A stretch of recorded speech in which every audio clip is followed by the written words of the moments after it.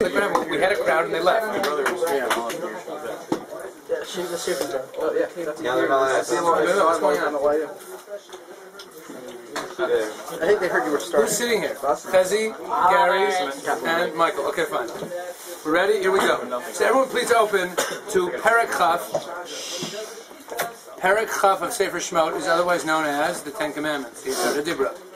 But Anochi Hashem Elokecha is not Pasuk Aleph of that Perek. It's Pasuk Bet. There's one Pasuk before Anochi Hashem Elokecha in that Perek, meaning after the space in the Chumash, right before the Yisod HaDibra start, there is one Pasuk. And it seems like a pasuk that doesn't seem very significant, but as we'll see by the end of tonight, it is a major pasuk. Rav Soloveitchik built an entire philosophy of how Torah and Mitzvot, what Torah and Mitzvot are, on this pasuk. And the pasuk reads as follows: Vayidaber Elokim et kol hadvarim ha'ela lemor. What? That's huge. That's the pasuk. And God spoke all of these words, saying. That our shir is only on that pasuk tonight. What does that pasuk mean? God spoke these words. Sounds a lot like Vayidaber Hashem El Moshe Limor, except instead of Hashem we got Elokim. Instead of El Moshe, we just right. Kol Advarim. Oh, very good. Kol Advarim. Good. Kol Advarim. Ha'ela Limor. So now Rashi. There's a Rashi on every bit of this pasuk. Okay. And there's a couple long Rashis. So first we're going to read all three Rashis. There are three Rashis on this pasuk, and then I will share with you Rav Soloveitchik's thoughts on these three Rashis. Okay? Here we go. Everyone look inside, please. You really need to see the Rashis to appreciate the shir. Vayidaber Elokim. Everyone have it? If you don't have it, let me know. So I'll wait for you to get it. Shah, you got it? No. So tell me. What do you think I'm asking for? You can take my clippers over there. Why? It's not yours? No, you can take it. You can take it. Sure. Yeah. Put your food over here while we read the Rashi. I'll get back. You don't scooch around here. Shy, squeeze over here. Come on. Don't be shy. You don't need this anymore. No, he is shy. He should be shy. Check it. Don't make fun of his name. Not on it. Okay? It's not right. The person who's making Pesach, not everything plus one. There's enough. I think it's a very nice music.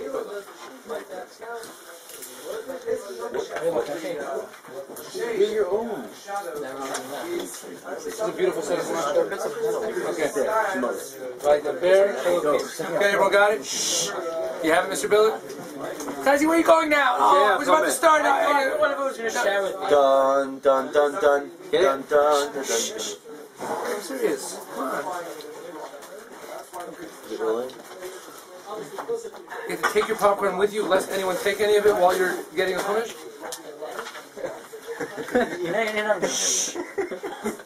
Are we ready? Okay, unbelievable. And you couldn't do that while I was helping Shai find a chumash? You had to wait till he was done? Is someone else about to stand up and go get a chumash? It made it more dramatic. Oh. No, serious. We shave off 15 minutes at the beginning of a shir just for stupidity. Come on. Vayidaber Elokim. Mr. Sherman, you looking inside? Here we go. So, Vayidaber Elokim et kol advarim ha'ela lemor. Those are the words of the pasuk. First phrase, Vayidaber Elokim. Says Rashi, Ein Elokim ela dayan. The name Elokim means judge. Midat hadin. What's bothering Rashi? As opposed to Hashem. Why should it be Hashem? Because everywhere else in the Torah where it says Vayidaber blank on a bunch of mitzvahs, it's Hashem, Vayidaber Hashem, El Moshe Lemor. Why Elokim? It says it's bothering Rashi, so Rashi says, Ein Elokim Ela Dayan. Are you okay? Yes, you're right. Okay, you alright though? Yeah, I'm good. Okay, fine. Okay. How often do you do that? Ain't Elokim. You're gonna have to edit this video. I'll do that later over there. Ain't Elokim Ela Dayan. Elokim means nothing. Elokim must mean God. Okay, must mean that God is the judge. The fee sheyesh parshiot b'Torah, because there are sections of the Torah Shima sa'an adam mekabel sachar. That if a person does them, he gets rewarded. V'im lav, and if he doesn't do them, eino mekabel aleim puraniyot, he doesn't get punished. Yachol af aseret hadibrot ke. Could it be that the aseret hadibrot are the same way? Talmud lomar. Vaydaber Elokim. So it comes to tell you, Vaydaber Elokim. Dayan lehipara. Rashi number 1. So Rashi number 1 says, why does it say Elokim? To tell you that God is the judge. Why does it have to tell you that God is the judge? Because since there are sections of the Torah that if you do them, wonderful. But if you don't do them, there's no punishment.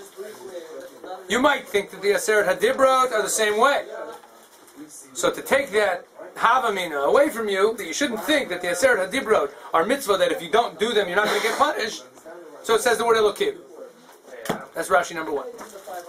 Rashi number 2, here we go. Here's the long one. The last one's really, really short, so here's the long one. Et kol hadvarim ha'ela. Next phrase in the pasuk, Vaydaber Elokim et kol hadvarim ha'ela. Milamei, this teaches, Shamar HaKadosh Baruch Hu Aseret HaDibrot B'dibur Echad. This teaches us, actually we're not going to read this whole long parentheses if you have it. Some of you have it, some of you don't, probably. We don't need it. That's actually added in by the editors, by the typesetters, or the publishers, what you say. This teaches that HaKadosh Baruch Hu said all the Aseret HaDibrot in one statement, in one utterance. What's bothering Rashi? What does it say? It's called ha'ela? What word? It's bothering Rashi. Kol. Kol, thank you. Why not Vaydaber Elokim et hadvarim ha'ela? Anymore. Okay? Kol. So this teaches us that HaKadosh Baruch Hu said them all as one statement, Ma she'i efshar la'adam lomar ken, which a person cannot utter. A person can't say such a thing. A person can't say a whole bunch of things all simultaneously. Speech is linear. Im kain, if so, ma Talmud lomar od anochi v'lo yelecha. Therefore, what? So, if God uttered them all simultaneously in the word kol, why does it then say them out? Anochi and lo yelecha. Shechazaru pireish al kol dibur v'dibur b'fei asmo. Because God then went and explicitly stated each one separately. So first He said them all at once. It's like if you recorded each syllable of the Aseret HaDibrot and then like overdubbed them and then like played it. Like it would just be like this noise or whatever, something like that in a godly sense. So first God did that. He said them all simultaneously in this one utterance, all of them together, which no one knows what He's talking about. And then He recited them each separately. Okay, that's Rashi number 2. Rashi number 3. Lemor, say, or to say. Literally, lemor means to say. Milamei, this teaches, shehayu onin al hein hein ve'al lav lav. This teaches that they would answer on the positive commandments, yes, and on the negative commandments, no. What's bothering Rashi? Why doesn't it say Vaydaber Elokim et kol hadvarim ha'ela? Anochi Hashem Elokecha. Why lemor? Why doesn't Rashi ask on lemor everywhere else in the Chumash? Because we're usually talking to Right, he's usually telling Moshe to tell people. So he said, Vaydaber Hashem el Moshe lemor. God told Moshe to say to the Jewish people the following. But God's talking directly to the Jewish people. Who's He telling us to tell? He's not telling us to tell anybody. So therefore, it must mean that He was telling us so that He wanted us to say something in return. He wanted us to respond. So that's what it means. When God said a positive commandment, we said yes. When God said a negative commandment, we said no. most translations, Vaydaber Hashem Moshe lemor, and spoke to Moshe saying. Lemor means to say. I know. To say. Okay. Okay, that's the question on the first Rashi. No. Unless you didn't understand something. Translations are why. No. We're not learning Rashi B'yun. We're now going to share Rav Soloveitchik's insights into these 3 Rashis. As my father heard them in a shir at a Rabbinical Council of America convention sometime in the late 60s, early 70s. I don't remember. My father's notes have the date on them. I don't remember now exactly what year it was. I think it was 72. Okay? And my father told me this shir on a number of occasions. And then one time what I did was when I was an adult, I took a recording of my father saying the shir over, and I listened to it carefully and I took notes.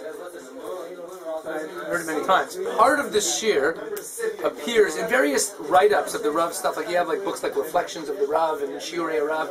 So one of them has a piece of this shir in it. Some of this stuff has a little bit been made famous because there's so much stuff by Rav basically that's been published.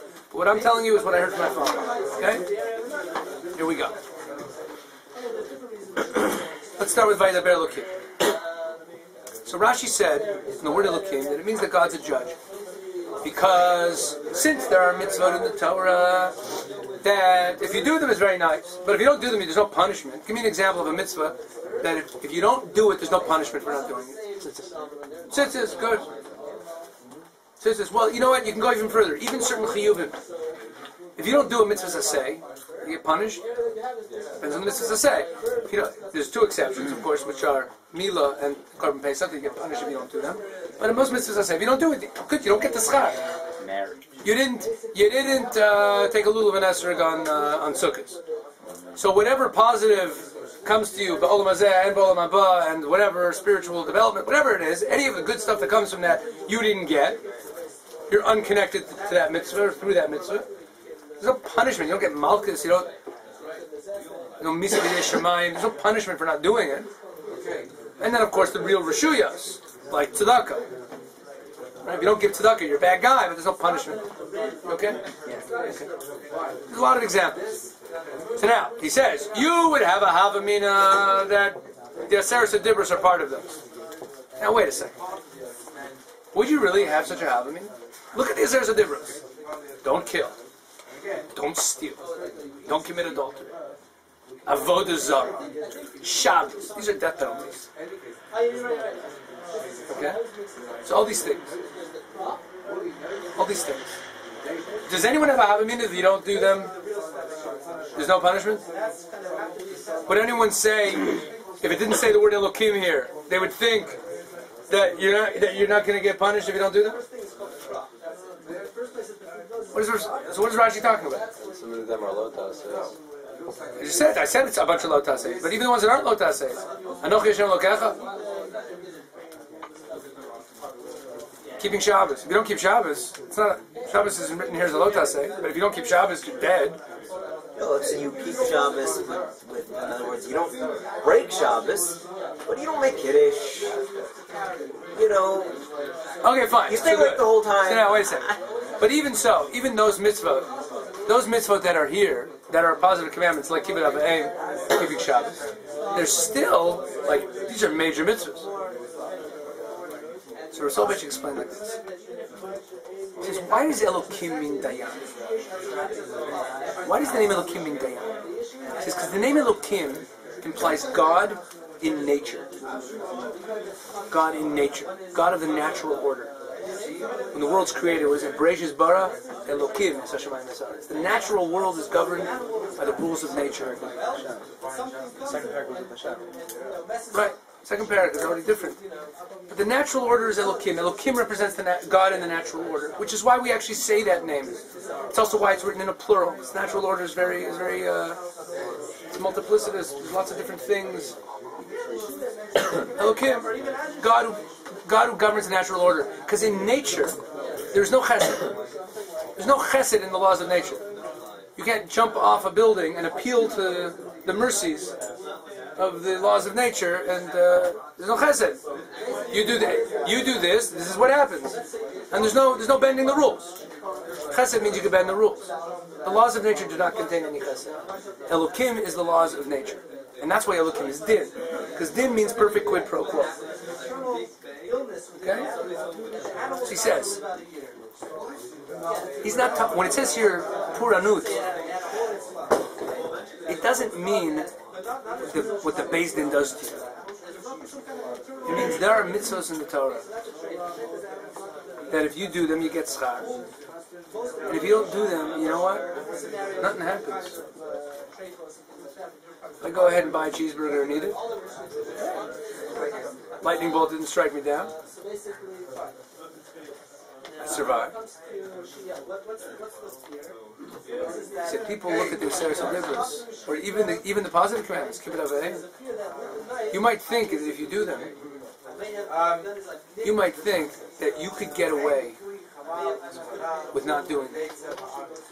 So understand that these mitzvot are being commanded by Elokim. They're part of the natural order. They're part of the natural order. And if you start messing with that, understand that you can't say, well, if I choose to do them, then fine. If I don't choose to do them, then fine, I'm not in the system. No. If you choose not to honor your parents, if you choose not to keep Shabbos and not to recognize that there's a creator in the world, if you choose to break down the family and commit adultery, if you choose to steal, if you choose to live that way, the world is set up in such a way, it's nature. It's just like something rolls downhill. Then it's part of the way God set. God is the creator. It's Elokim, the creator of a natural order. And these mitzvot, even though they might not look at it, meaning the Havamina is that these are godly commandments to Jews to do. No, it's part of the natural system. And if you don't follow these things, just like anything else in nature, that if you break the rules, it falls apart. You jump off a building, you hit the ground. These are part of the natural system. If you, as a society, stop respecting elders, if you stop respecting parents, if you as a society forget about God, if you as a society permit promiscuous sex, adultery, if you as a society permit theft, you know what's going to happen? Society's going to break down completely. And that's the natural order. Not because God intervenes, not because He gives you malchus, not because He's a beis din. But the mitzvot, don't make the mistake of thinking that the mitzvot are religious laws. They're part of the fabric, the organic fabric of the natural world. Even Shabbat? Even Shabbat. The Shabbat represents understanding that there's a creator. Now, the specific halachas of Shabbat, notice the lavs of Shabbat are not really mentioned in Parshas Yisro. It's Zachor v'Shamor, this one's Zachor. It's the remembering that there's a creator. Right? And here it also doesn't mention Yetzias Mitzrayim, it mentions creation of the world. This is a much more universalistic and general Shabbat, and it refers to remembering that there's a creator. But it would be, this would be not one of the mitzvahs, but it would be. I don't know. I'm not gonna put words into the Rav's mouth. This is what he said. That we're talking about.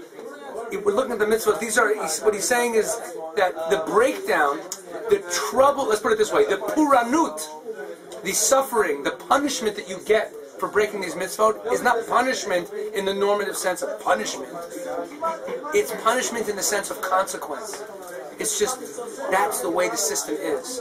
Don't think that you can escape that system.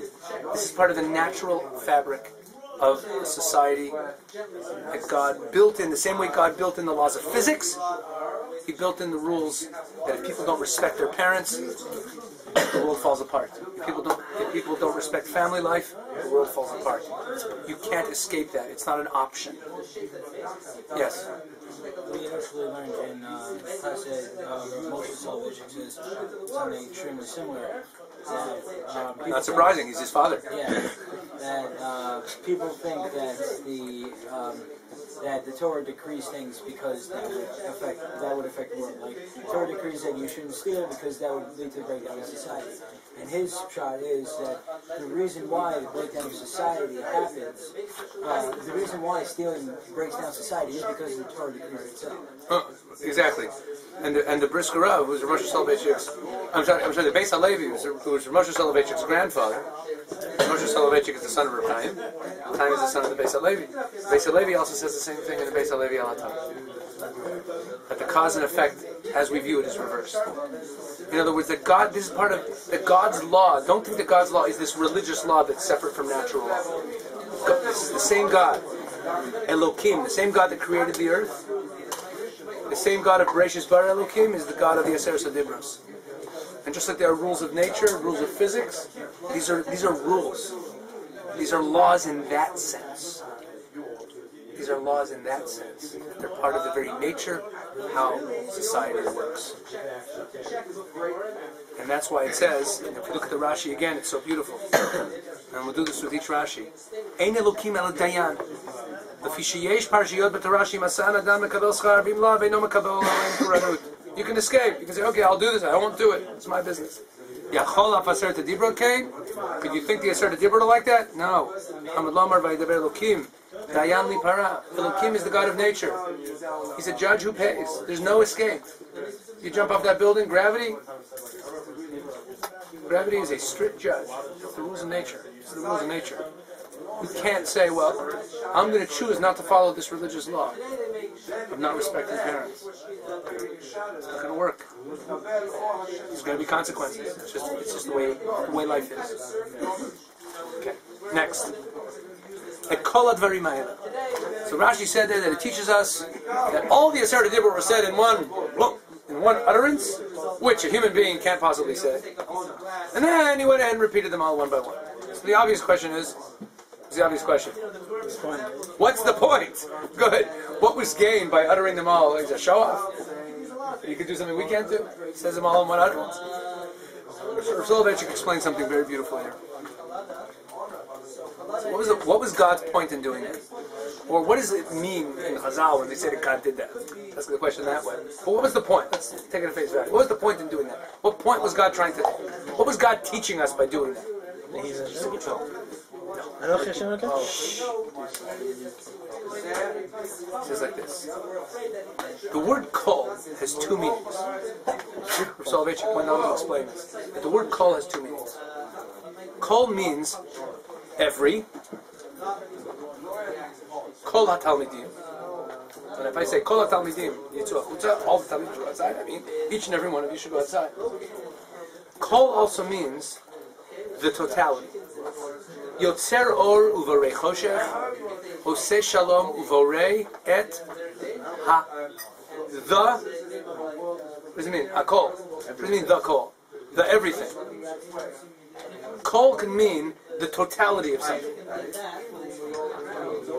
Right? Kol ha'am. To go back to what I said in my sikha tonight. Kol ha'am doesn't necessarily mean like each and every person. It means the totality of the people. So the word kol can mean each and every, or it can mean the totality, the entirety. So he says kol advarim. What's the difference? So he said in kol meaning each and every, it's a list. But in kol meaning every, it means everything together is all one organic unity. It's all one unity. So there was a point to be made, saying, look, you can't, because human beings live in time, and your minds work in time, and you perceive things and digest things mentally in time, I'm going to say them each individually. But lest you think for a moment that the mitzvot are each, there's 630 mitzvot, each mitzvah is a separate mitzvah. First you have to understand something very important. All the mitzvot together, the entire Torah, is one inseparable unit. There's no, you can't subtract, if we go back to what I said in my sikha tonight, you can't subtract one note from the sheet music. It's a different piece of music. You can't do that. The mitzvot together are actually one organic unit. They're in one inseparable unit. But you can't fulfill them or understand them or learn them or process them in any way that way. So therefore we have to break it up, because that's the way life is lived and understood. But understand that really they're all one inseparable unit. They're all one unit. They're all interconnected with each other. You can't, if you remove one, you've broken down everything. Nothing exists. You can't pick one and not the other. Then you don't have a Torah. The Torah is a unity. So first, HaKadosh Baruch Hu says, even though you can't process it this way, because you're a human being, you're going to live that way. And the fact that you're a human being and you're going to live by doing things one by one and understanding them one by one and reading them one by one could lead you to the false perception that these things are each a separate thing. So I want you to know from the get-go that that's not true. The Torah, all the mitzvot in the Torah, there's a kol hadvarim ha'ela. First of all, before I even say it, before I go ahead and Anochi Hashem Elokecha, which according to this Rashi, by Daber Shim et kol hadvarim ha'ela is one thing, where he said them all, and then Anochi was wherein he repeated them. So in this pasuk, what's HaKadosh Baruch Hu doing? He's sending us the message that all the mitzvot in the Torah are one inseparable organic unit. So now you look at the Rashi again. This teaches us that HaKadosh Baruch Hu said that b'dibur echad, ma she'ef shar la'adam lo markeh, that a person can't say it that way. So we're al karchach, we're humans. We're going to have to do it differently. And because of that, we'd be led to that false understanding of what the Torah is. That it's a list, there's different categories, different things. In Cain, afterwards he was explaining them. First he had to send us the message that they're one unity. Last Rashi. Lemor. Melamed shahayu onin al hein hein ba'alav.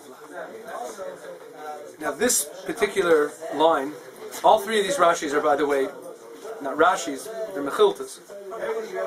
These are all quotes from the Mechilta. And I want to read Rav Soloveitchik at this point in the Shir. Rav Soloveitchik quoted the full text of this piece of the Mechilta. Last Rashi almost doesn't sound like it would fit into that whole, like, the grand nature of things. Well, we'll see in a moment what it relates to. We'll see. I'll tie everything together. Lemor, I'm reading the Mechilta now. Okay? Shahayu omrim al hein hein va'alav lav. Divrei Rabbi Yishmael. Rabbi Akiva Omer. Rabbi Akiva says, al hein hein va'alav hein. Rabbi Shmuel says that on the yeses they say yes. God says do this, they say yes. Don't do this, no. According to Rabbi Akiva, do this, yes. Don't do this, yes, yes sir. Okay, what's the difference? What's the difference? If I say to you, Tani, don't leave the room, and you say yes sir. What's the difference between that and I say, Tani, don't leave the room? No. I would never do that. I would never. One is you're agreeing to a command. The other one you're agreeing. Good. That's exactly what the Rav said. See, what's the machlokas for Rabbi Yishmael and Rabbi Akiva? Rabbi Yishmael and Rabbi Akiva are both saying the same thing. Am Yisrael agreed with every mitzvah. What they're saying is something very fundamentally different. And it's a difference in understanding what does Lemor mean. Does Lemor mean that they said to HaKadosh Baruch Hu, we're willing to obey everything you say, which is Rabbi Akiva, al hein hein va'alav hein. If I say to one of my kids, don't play with so and so, he's not a good influence on you. And my kid says, yes, Abba.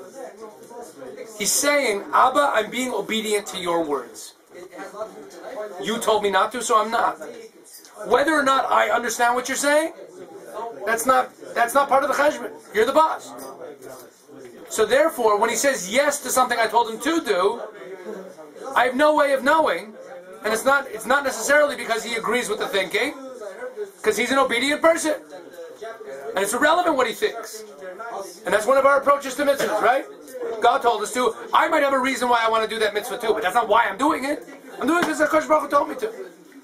Told me not to do something, I'm not doing it because HaKadosh Baruch Hu told me not to. I might have my reasons, I might understand, I might think I know, but that's not why. Rabbi Shmuel says no. That's not what they meant by Lemor. By Lemor they meant HaKadosh Baruch Hu. It's like in Pirkei Avos it says, make God's will your will. Try to get into HaKadosh Baruch Hu's head. Try to make the Torah mitzvahs part of the way you view the world. Al hein hein va'alav lav. When God says to do something, you say, yeah. God says, don't do something. You say, no. That you're with Him. You're agreeing with Him. You're thinking along with HaKadosh Baruch Hu. You're making His will into your will. What God loves, you love. What He hates, you hate. Two different approaches to mitzvahs. Rabbi Shmuel and Rabbi Akiva. Both Gedolei Olam.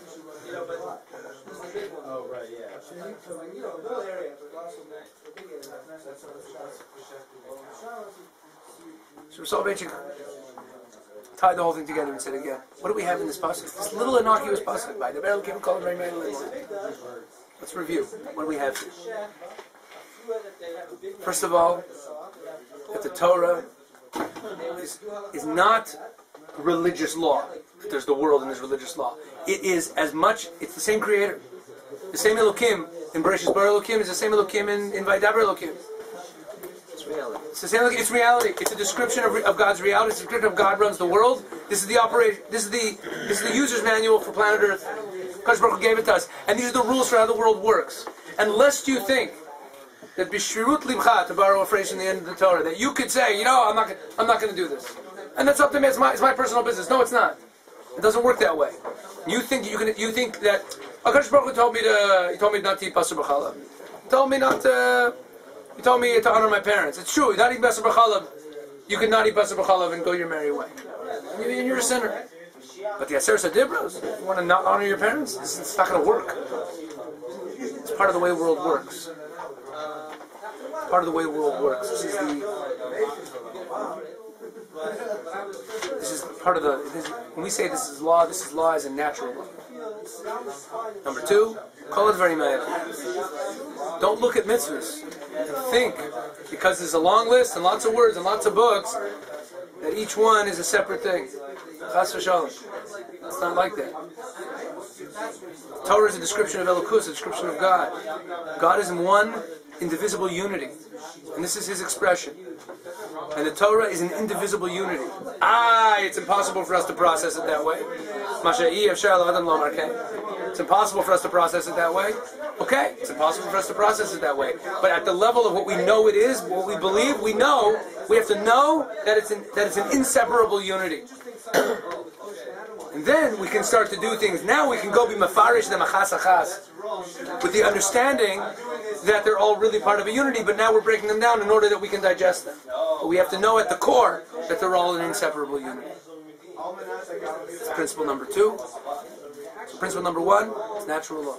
Principle number 2, it's all one unit. It's all an inseparable unity. Principle number 3, as Rashi, what Rashi chooses, al hein hein for al lav lav, aseh ritzona ritzoncha. That the goal of this is not just, and that's why Rashi Dafka chose the sheet of Rabbi Shmuel, not the sheet of Rabbi Kiva. We're going to go with Rashi. We're going to go with Rashi. It's an organic unity. It's part of the natural order of the world, and it's got to become a part of you in such a way that you're right there with the Kadosh Baruch Hu. And when al hein hein, yeah, al lav lav, no. There's also the sheet of Rabbi Kiva. And there's a value in that as well, in the subservience to the will of God. Because there's a pitfall in the sheet of Rabbi Shmuel. If I don't understand something, wait a second. But if you got the first two in order, you understand that it's organic unity, and you understand that it's part of the natural law, then you can follow Rabbi Shmuel. You can follow Rabbi Shmuel. Why the unity? What are we accomplishing with the unity, knowing that it's one? Because then you don't look at mitzvahs and say, well, this one, I don't understand this one so much, so maybe I could do without it. So if I know that as a fundamental of my faith, it's a unity, then I have no havamina that I can separate it out. Meaning, A, it's reality, and B, that reality includes all of it, not parts. Right, and also it also reminds us of what Torah is. That it's an expression of Elokus. It's an expression of Elokus, and Kadosh Baruch Hu is an indivisible unity. The Torah is, and you can't take one thing from the Torah, not another thing. The Torah, it's all one unity. And what? All. It's an entirety. And that ultimately we're supposed to make it part of ourselves, so that we're thinking along with God, as it were. Al hein hein v'al lav lav. And with these 3 fundamental ideas, internalization, the unity, understanding that it's part of the natural order, now we can proceed to Anochi Hashem Elokecha and to the rest of the Torah. So it's actually a philosophy of what's the underpinnings of all of Torah and mitzvahs. That's a little shorter than usual. Sure.